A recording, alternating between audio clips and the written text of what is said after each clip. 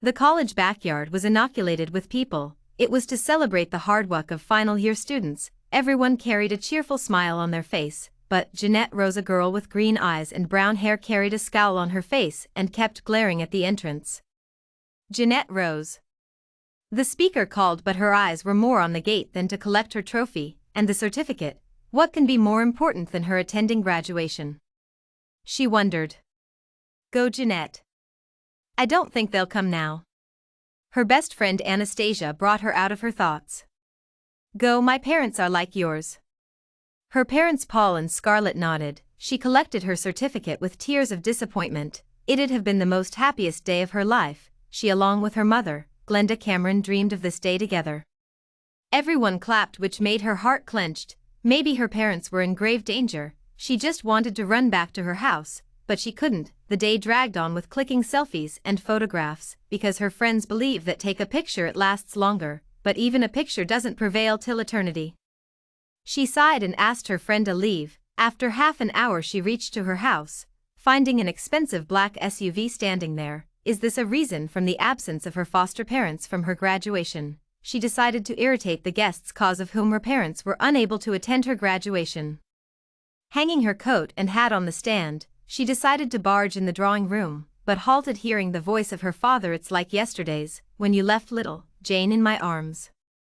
The door was left ajar, so she took it as an opportunity to peep into the room, discovering her mother standing in the corner, as if someone would have punished her, in the same dress she purchased for her graduation. She felt furious on the naive nature of her parents. Her father was talking to a wealthy man with slightly gray hair. He appeared to be familiar. Jeanette is not aware about the fact that you're her father. The hair on her neck raised. She made sure what her father said isn't related to her childhood nightmare. She watched a series in which the protagonist of the story discovered that the parents who raise her up aren't her real parents. Hope it's not in her case. Cases like this only look good in movies.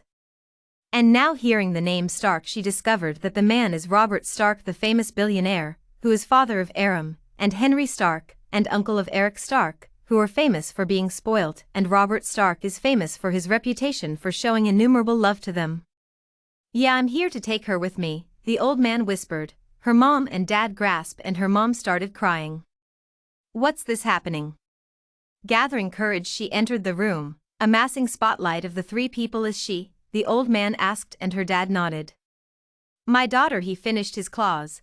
What the fuck, are they serious? Is it a dream? Was her childhood nightmare was coming out to be true? Sir, did you hit your head somewhere? She let out, when she noticed the old man making his way towards her. Jane, where are your manners? Her mother Glenda Cameron warned, but she's already made on her, so she chooses to ignore her warning. I'll deal with you two later, Mom and Dad. I'm really mad on you too, so please don't make me say anything that I'm gonna regret later. The old man narrowed his eyes at her. She knew she's being the reason to put her parents' upbringing in doubts. Before he'd let out another word, she makes her way towards her room, throwing her achievements on her bed. She moves towards the washroom. After changing into relaxed clothes, she found her mom sitting on her bed. What does she expect now? Jane, you're not our biological child, she announced, earning an incredulous look from her. Mom, where are the cameras? Is this a reality show? Her father entered the room while handling an unfathomable expression. There are no cameras, this is reality. Be sensible, Jane, he said with his eyes on the ground. It looked as if he was embarrassed that he wasn't able to meet her eyes. Have you both lost your mind? She shouted, but seeing her parents' faces it looked like they were telling the truth. They are perfectly fine, Jane. You're my daughter, Jeanette Rose Stark. The old man, who now she remembered hearing the name Stark, is Robert Stark, the famous millionaire businessman, who is more famous for showering his love towards his kids. She found it fishy if he claims her to be his daughter, so why she's getting special treatment from other of his kids? Sir, what do you want from me? She found herself inquiring while attempting to regulate her hostility. Still, child, why are you testing my patience? He forcefully held her hand in a tight grip and made her face the mirror. Compare your features with mine, and then spec. She was too stubborn to accept the fact, but for old man's sake, she tried to do as he said, but immediately regretted her decision. It was when she realized that whole 25 years of her existence was an enormous lie. She was glaring at her face. It was the first time in her life that she was cursing herself for her features, the same green orbs and almost same nose. Tears without her permission spill out of her eyes. She felt an urge to break everything present in this room. Again she pinched herself to make sure that am I dreaming, but her bad luck it is a reality, and she thought that after graduation she'd make a good life for herself, but now she felt trapped. Traitors, she whispered to herself. Why? Why, she found herself inquiring. Just why you lied to me for 25 years of my existence, and for the first time in life she found herself crying in front of an outsider. Real tears were spilling out of her eyes, but somehow they stopped. She was frustrated. Don't cry, child, her mother, the woman who raised her up, whispered. She'll be always her mother. Just to protect your life, darling. Be logical, Mr. Stark. Why don't you protected your other her, and kept them away from you? Then the thing hit her. Oh. I get it, they were guys, she cringed.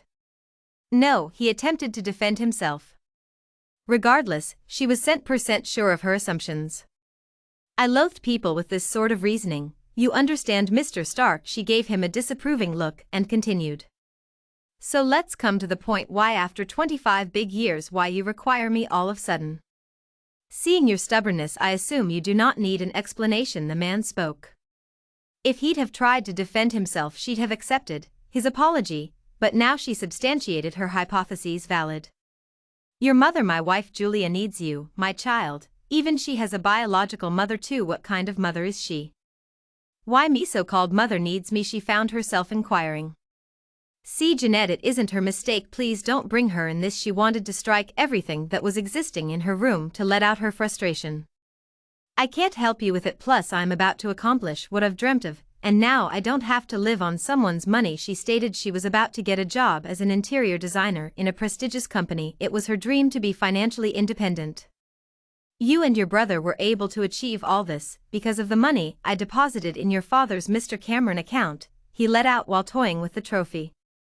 She looked at her father for verification, which he returned with a nod. He wasn't able to meet her eyes. She gave her parents an incredulous look. Why don't you tell me all this before? She mumbled. Plus, if you refuse to accompany me, your brother Tom has to face worse consequences. The man continued. Her mother gasped.